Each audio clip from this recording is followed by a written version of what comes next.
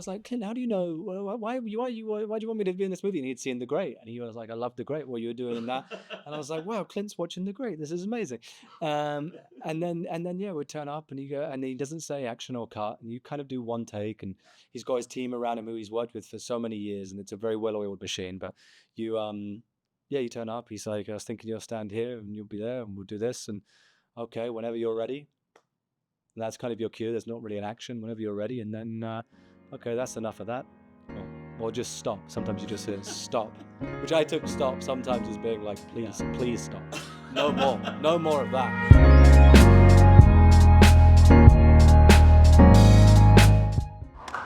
Hey, no more of that cross burning. We don't want the attention, okay? Yeah. There's almost at least 50 grand in here. Yeah? Yeah. Give every man 5 as their salary. What do you want to do with the rest? Tithe for the cause. Are you Sam? That's me. I appreciate you making the trip. I'm Bob Matthews.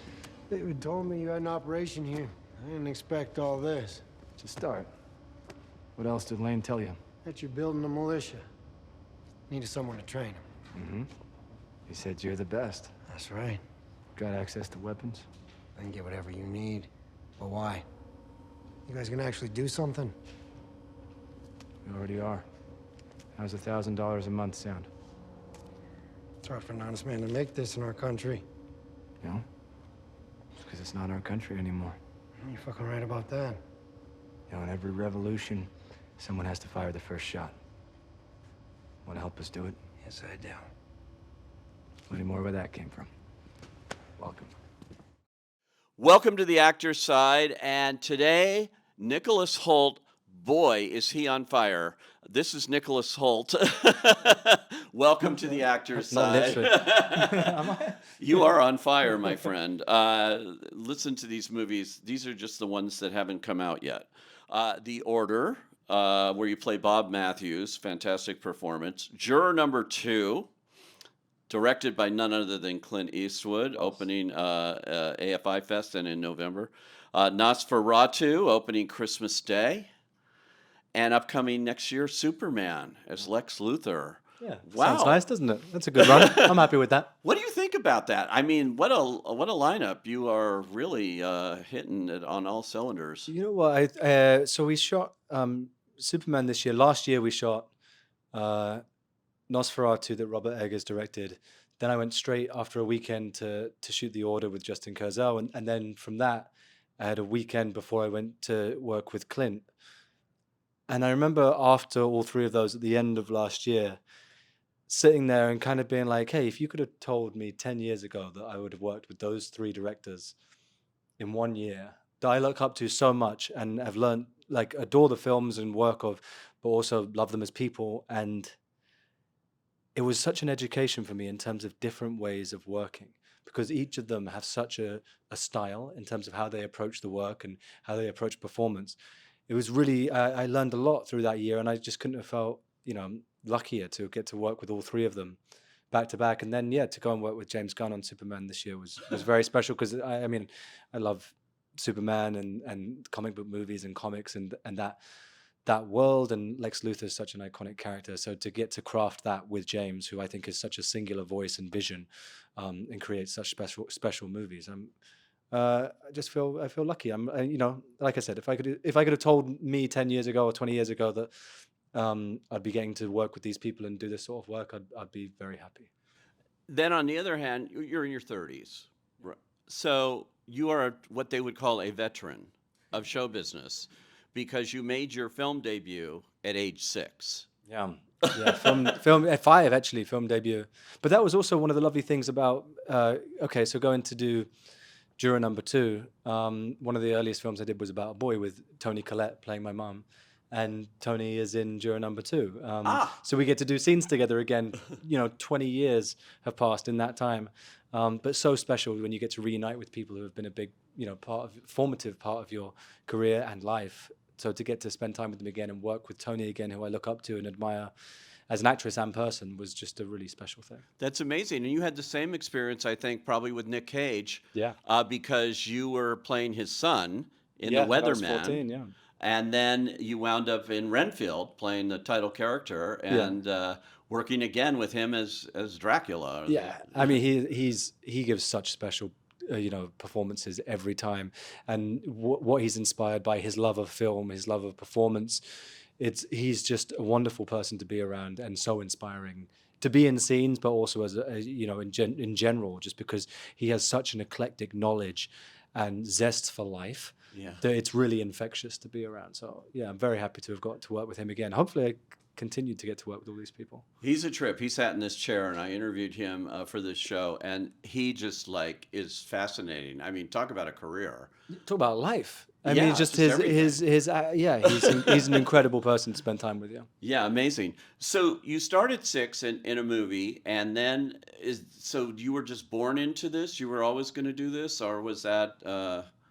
It was, my parents weren't involved in this at all, but my older brother loved performing and acting, and so he did theatre and wanted to act, but my parents didn't really know how to get him into it any more than just doing like the local theatre sort of stuff. But then my older sister did a lot of singing and dancing, and she was very good at that. And so this was kind of before televised song and dance competition shows, but there were local ones at theatres and stuff, and she was very, very talented and won a singing contest against another guy who was playing Oliver in the West End at the time.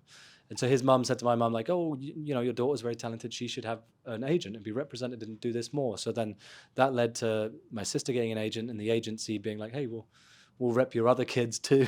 And so it was just kind of, for me, I was very fortunate that I had talented older siblings who kind of forged a path for me getting lucky, and kind of this being the hobby that they chose meant that it was my hobby, and I was around it, and then fortunately managed to, carve a career out of it somehow. When did it stop being your hobby?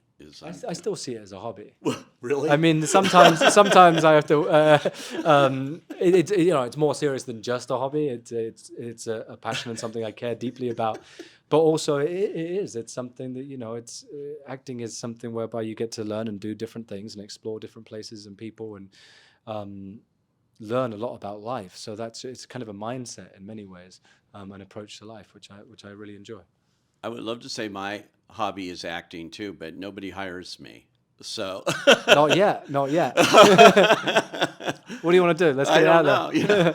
I do know from your first film, it was a few years, and then your second film, just as they say in the business, exploded, which was about a boy. Yeah. And that was with Hugh Grant, who I think is just such a great actor in every way. Yeah. And in that movie, he was really good, and so were you. Thanks. So natural and all of that. And that movie made well over $100 million. So it obviously changed your life, I think. Yeah, I took those 100 million, and no, Hugh. I mean, that was very special for me. As I said earlier, getting to work with Tony, Hugh, those getting to work with people who are so dedicated and brilliant on screen and off early on really set the tone for me in terms of what it is to be an actor, to be on set, to make it an environment that everyone can collaborate and thrive in. It was a really special thing, and I would say that Hugh sculpted my sense of humor and way of being probably more than I would like to admit, even his self-deprecating humor and everything else. So it's like all of that, and also the Whites brothers, who I'm still friends with, and really nurtured me in terms of getting a performance, but also as a person.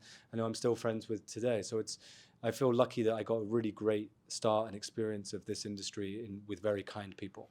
At that age, 11 or so, when you did that, how do you get a performance? How did you approach acting to get it? Because it's one of the more natural kid performances I've seen. I think that's the thing. I think it did feel very natural. I think acting in a weird way becomes, everyone says we're all acting all the time and we're all putting on performances depending on who we're around and what we're doing. We're all showing different aspects of our personality and everything. And so as a child, it's actually easier in some ways where you just do and you don't overthink. And then as adults, you start to think more and it gets more difficult and you can get in your own way. So there's this weird thing now.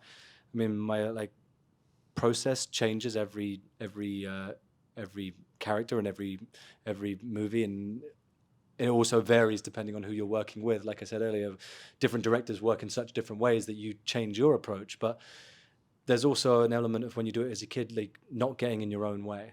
Yeah. And as an adult, I find that there's you can prepare and make sure you're as ready as possible so that mentally you can just go and do and not overthink, is the best aim, when things are just happening without you having to try too hard.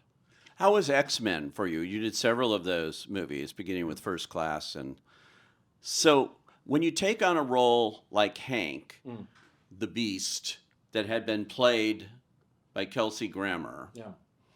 do you study Kelsey Grammer, or do you come up with your own concept of who he should You know, be? I watched a lot of I used it as an excuse to watch a lot of Frasier.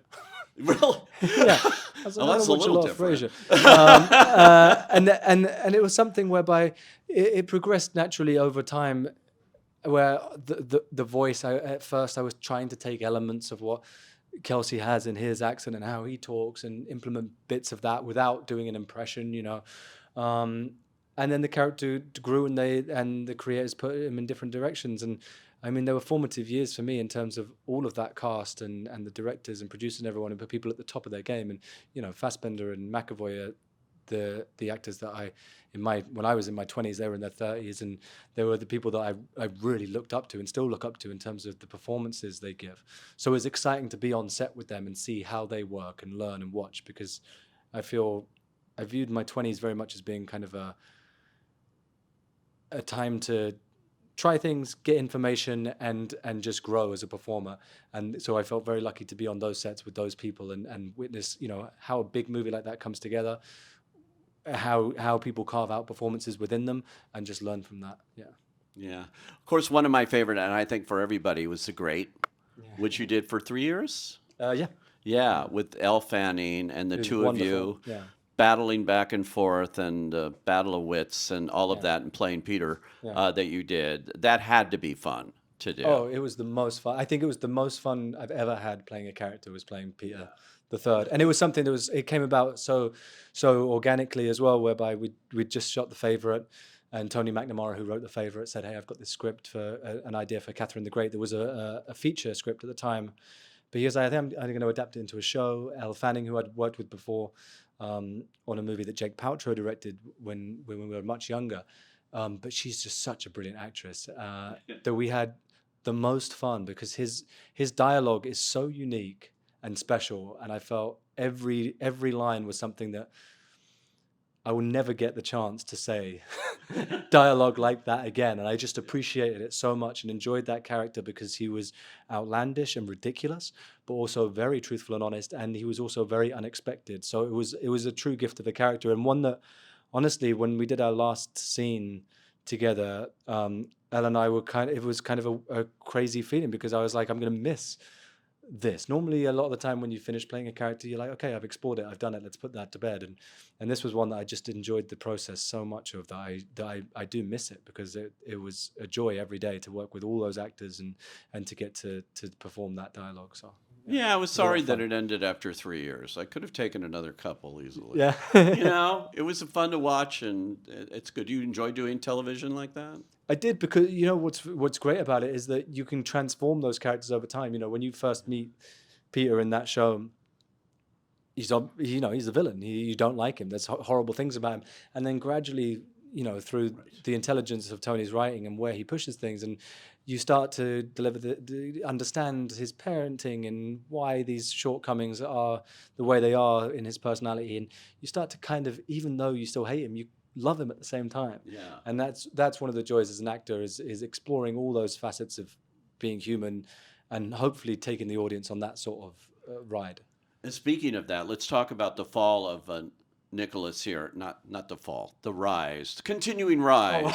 Might be With the all fall, we of don't these know. movies coming out in short order here, no joke here with the order. Yeah.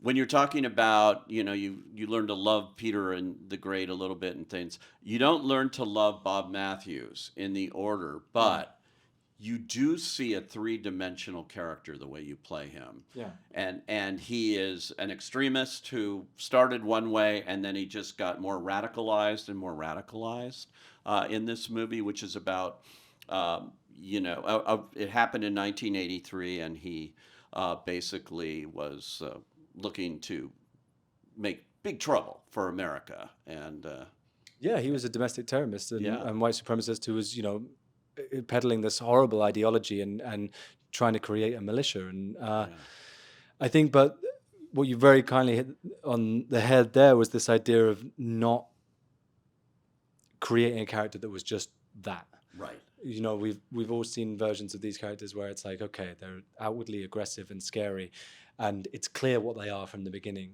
I think the special thing about developing this character with Justin, who's such a brilliant director, and Justin Kurzel. Justin Kurzel, and he does this in his movies with all his characters, and it's something that, and I think that was partly the thing that gave me the confidence to take on this role, knowing that he was directing, because I was like, okay, he's someone that's going to explore this character in every aspect of their life, and try to understand without being too judgmental or empathetic, but just present the audience, this is what it was, and also show why someone like this could manipulate people and bring them into his grasp, and how he presented this, you know, idea of family and protecting them and loving them and nurturing them whilst peddling this horrible hate and terrible ideas. So I think it's important to see characters like that, you know, when it's not all outwardly evil and vile,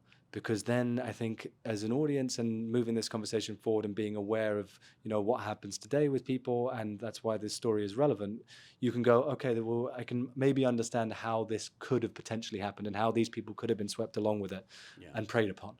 And that's very sad. It's very sad to see scenes here with his wife, and, you know, and what she knows is going to happen, and all of that. You do feel for them because of how they were led along and how they just screwed up. It's sad. You're spectacularly good in this role, because I'm watching this movie and I didn't realize it was you at all. I'm just like going totally into the character, and then only later, wow, that was Nicholas Hoult. Okay. And, well, that's the greatest compliment you could ever give yourself. Thank you very much. That's always the aim. The whole hair, I mean, you had it all down. How do you, when you play a real life person like this, and you're playing opposite Jude Law, who's playing kind of a collection of people, not one person, but you're playing Bob Matthews. Yeah, it's interesting when you play a real life. I've played a few real life people, and it's interesting because sometimes it can be so daunting, because as you know, when I played J.D. Salinger or J.R.R. Tolkien, you grow to love and adore them so much that you just want to do them justice, and it's almost becomes this weight that you want to protect them and serve them in every way. It's interesting playing Bob because he's not someone who's necessarily known. I didn't know the story beforehand, so it's not like you have to do an impression. It's not like I have to be like, oh, everyone's going to know who Bob Matthews is and judge whether I'm exactly like him. But at the same time, one of the authors of the book came to set, the Silent Brotherhood, the film this is based on. He came to set, and he was like, wow, you're exactly like Bob. You know, I tried to copy his haircut. I would look at photos of how he dressed. He was physically very fit. He didn't drink. He ate very healthily. He lifted weights. That was something he cared about. So I was like, okay, I'm going to try and transform physically as best as I can. I managed to find recordings of some of his speeches.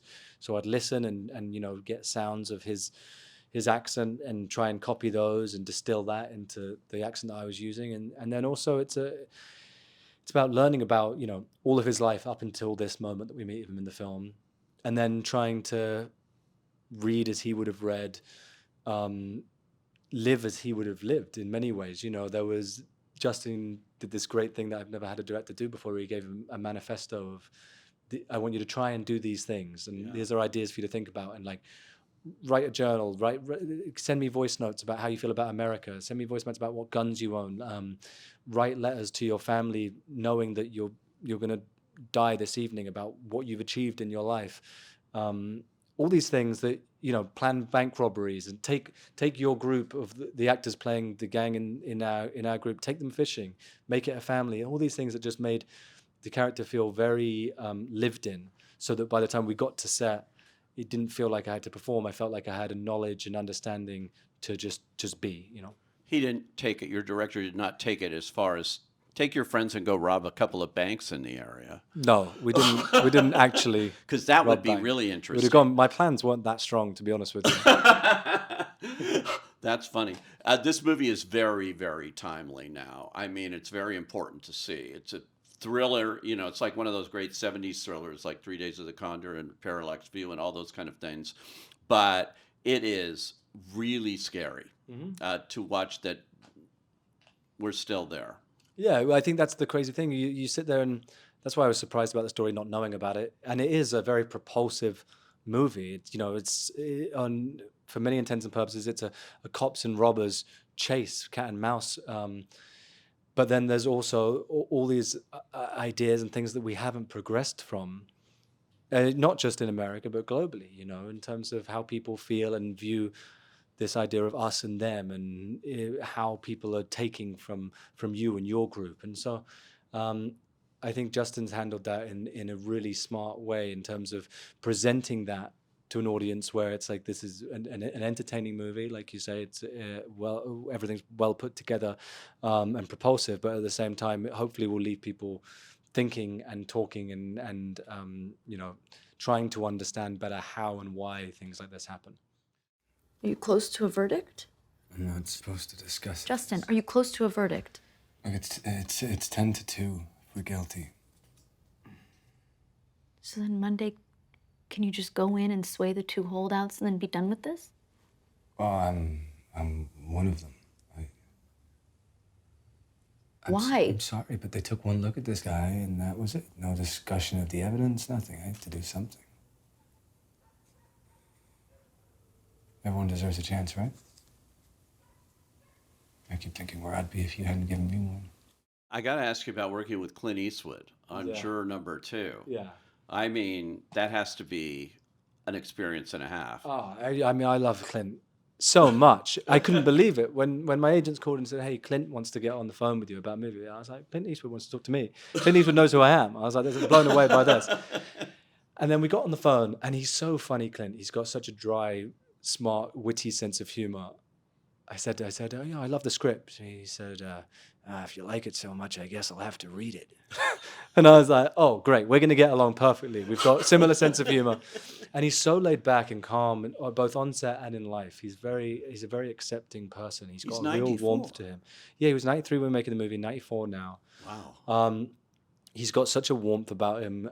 He creates a lovely environment, and there's just an ease with which how he creates. There's the flow to it, and I think that's something that I've really learned from him, both in terms of accepting how things are received. Obviously we put a lot of care into our work as artists, and then there's this horrible feeling suddenly where you're like, oh, now it's out, and people are going to judge it, and they're going to tell us how they feel about it, good or bad, and it's a weird feeling. And I think from him I've really learned this idea of accepting how things go on set and afterwards, and through life, because he's just got such a great knowledge, and also just, I mean, so many iconic movies that he's created and starred in, and so just to get to be around him and watch and hear the stories and feel like you're part of that history, and honestly, I feel like we have a friendship, which is very special. Yeah. And you are part of that history. He famously works with the same crew, the same people he's comfortable with. And I mean, did he like yell rap at 2 p.m. or things like Oh that? yeah, we rapped by lunch every day. We rapped by lunch. And it was crazy. I was like, He's because I known for said, that. I was like, Clint, how do you know? Why do you want me to be in this movie? And he'd seen The Great, and he was like, I love The Great. Well, you were doing in that, and I was like, wow, Clint's watching The Great. This is amazing. And then yeah, we turn up, and he doesn't say action or cut, and you kind of do one take, and he's got his team around him who he's worked with for so many years, and it's a very well-oiled machine. But you turn up. He's like, I was thinking you'll stand here, and you'll be there, and we'll do this, and okay, whenever you're ready. And that's kind of your cue. There's not really an action. Whenever you're ready, and then okay, that's enough of that, or just stop. Sometimes you just hear stop, which I took stop sometimes as being like, please stop, no more of that. And then they'll be like, pretty good. That's pretty good for us. Okay, let's move on. Wow.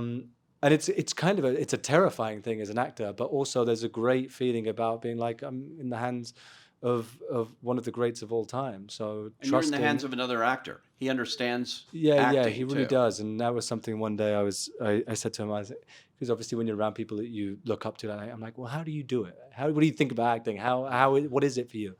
And I remember him just saying it was, it's an emotional craft, and if you're thinking too much, that's not right. Just be and do, and that's very much his ethos, I guess. So it's interesting because there was another scene one day where he kind of walked past me before, and he said, before a take, and he said, "What are you thinking about?" And I said, absolutely nothing. And he said, that's my kind of actor. and walked on, and then we did the scene. So it's great. Yeah. That's brilliant direction too, that kind of thing. Yeah. You know, you keep in your head, yeah, do that. That movie is just one of yours this fall. Nosferatu, looking forward to that. Yeah. What a Christmas movie. It's opening on Christmas Day. Yeah. It's very violent, and I wouldn't say violent. It's I not? wouldn't say violent. It Okay. is a gothic horror movie on Yeah. some levels, and scary and tense. But I wouldn't say violent. It's kind of beautiful in a way. I mean, it's Okay. definitely beautiful in terms of the production of the craftsmanship of that film is incredible. The cinematography, the music, the costumes, everything is just so beautiful. Every frame is like a painting. And Robert Eggers is someone who I love so much as a director in terms of the performances he captures, the feel of his movies and how unique Oh, they yeah. are. He's a true auteur filmmaker. And it was just so special to get to be on set with him. Particularly this story is, this exploration of evil and seduction, both internal evil and external. And it's so tense, but also it's just something really special because it feels like a classic film from another era. When I first got to see it, I was like, wow, that feels like I've watched one of the this maybe sounds extreme. It sounds like I secretly managed to unearth a film from another era that's one of the greats of cinema.